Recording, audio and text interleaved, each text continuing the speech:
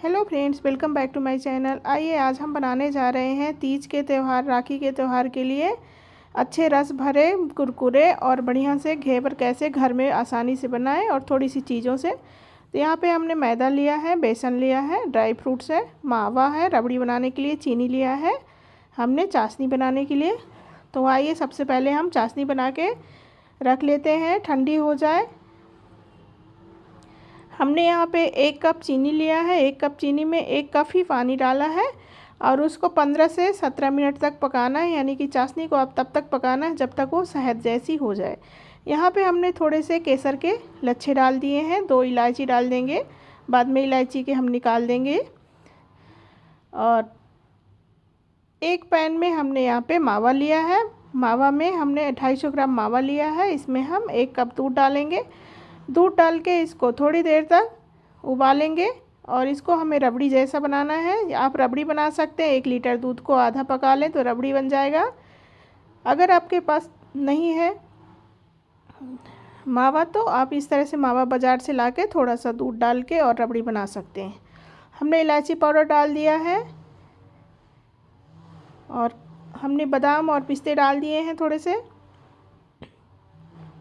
इस तरह से कर लिया है और अब हमारी रबड़ी यानी कि मावा हमारा तैयार है। अब हम इसको साइड में रख देंगे। एक तरफ हमारी चाशनी भी बन गई है और एक तरफ हमारा मावा भी बन गया है। अब हमारी चाशनी भी हो गई है। चाशनी को किसी तार में नहीं बनाना है, बल्कि चाशनी को तब तक आपको उबालना है जब तक वो शहद जैसी हो जाए। यहाँ पे हमने 200 ग्राम मैदा लिया है। ये मेजरमेंट का कप है, 200 ग्राम यानी अब हमने कप में लिया है। और यहाँ पे लेंगे हम 100 ml घी। तो हमने यहाँ पे मेल्ट वाला घी ले लिया है 100 ml। आपको अच्छी तरह से मेल्ट करके कोई भी घी ले लेना है। देसी घी में बनाएंगे तो ज़्यादा टेस्टी रहता है और ये बनता भी देसी घी में अच्छा है। अब यहाँ पे हमने थोड़ा सा एक बर्फ़ का टुकड़ा लेके और इसको घी को इस तरह से फेंट लेना है। घी को तब तक फेंटना है जब तक ये वाइट हो जाए, यानी बटर जैसा, मक्खन जैसा हो जाए।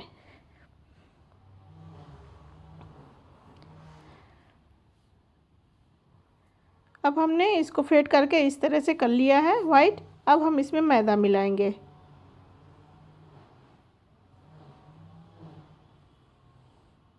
तो मैदा हमने अभी यहाँ पे 200 ml का यानी कि 200 ग्राम होगा और 3 चम्मच हम यहाँ पे बेसन डाल देंगे।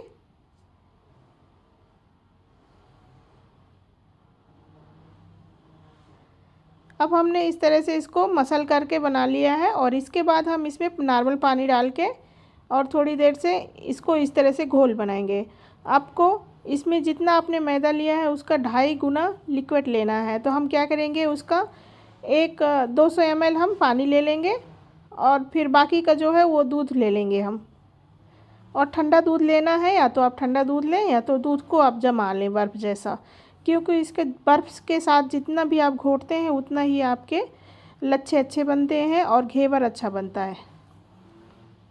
अब हमने क्या किया था कि यहाँ पे थोड़ा सा पानी डाला और बाकी का हमने दूध को ठंडा कर लिया था फ्रीज़र में और उसको इस तरह से बर्फ़ से इस तरह से दूध के घिसते रहेंगे जब तक ये बिल्कुल क्रीम जैसा हो जाएगा।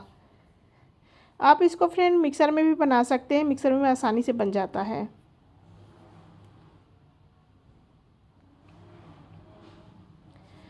अब हमें इस तरह से इसकी घोटने के बाद हमें इसे छानना ज़रूरी है, क्योंकि इसमें जो छोटी छोटी गांठें होती हैं तो वो अच्छी तरह से निकल जानी चाहिए। गांठें इसलिए पड़ जाती हैं क्योंकि हमारा घी है, तो घी के साथ जब बर्फ़ बनता है तो वो अपने आप ही जम जाता है।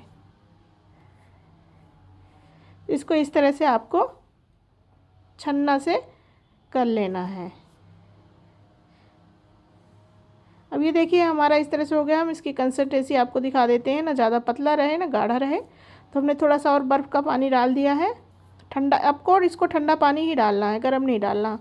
और जब आपको लगे कि आपके यहाँ गर्मी ज़्यादा है, आप गर्म जगह रह रहे हैं, तो इसको तुरंत आपको फ्रिज में भी रखते जाना है, बीच बीच में बाहर नहीं रखना है।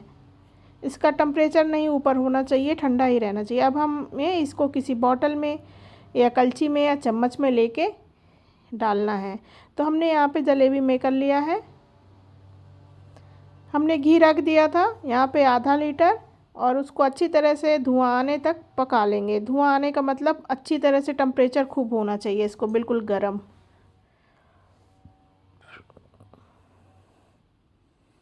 बॉटल को आप थोड़ी हिलाते जाएं। हिलाने का मतलब ये है कि ऊपर का नीचे घोल हो जाएगा।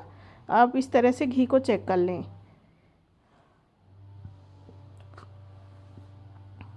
अब हमने देखिए इस तरह से जैसे डालते हैं वैसे ही ऊपर आ जाता है, इसका मतलब हमारा ये घी गरम है और हमारा ये परफेक्ट है घोल भी। इस पहले आप थोड़ा सा डाल के चेक करें। अब हमें एक एक चम्मच डालना है घोल। पहले एक चम्मच घोल डालना है, जब झाग कम हो जाएगा फिर से डालना है, फिर से जब आप झाग कम हो जाए फिर से डालना है। झाग कम होने का मतलब ये है जब आपके तेल का टेम्परेचर बढ़ जाएगा फिर से आपको डालना है। ये देखिए हमने अच्छी तरह से पूरे में डाल दिया है। हमने आधी बॉटल डाली थी। अब हम इसको पकने के बाद इस तरह से निकाल लेना है। थोड़ी देर निकाल के इसको आप इस तरह से रखें तो इसका जो घी है तो सारा झड़ जाएगा।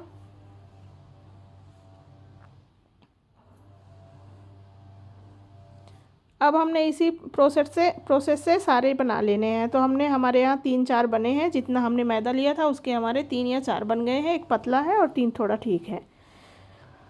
अब हमें इसमें चाशनी की जो हमने बनाई थी पाग, उसको पाग करना है। तो पहले इसको हम ठंडा करेंगे, चाशनी को भी ठंडा करेंगे और इसको भी, उसके बाद हम इसमें पाग बनाएंगे। अब हमें यहाँ पे चीनी की चाशनी लेके और अच्छी तरह से इसको थोड़ा सा ऊपर करके डालना है। नीचे हमारे और भी जो घेवर हैं बने हुए वो रखे हुए हैं और ऊपर वाले घेवर में हमें डालना है। तो जो एक्स्ट्रा चाशनी होगी वो नीचे वाले में चली जाएगी।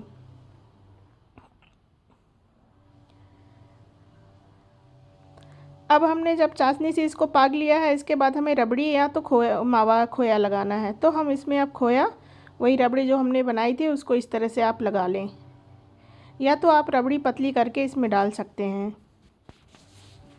अब हम इसको काजू और बादाम के साथ डेकोरेट करेंगे।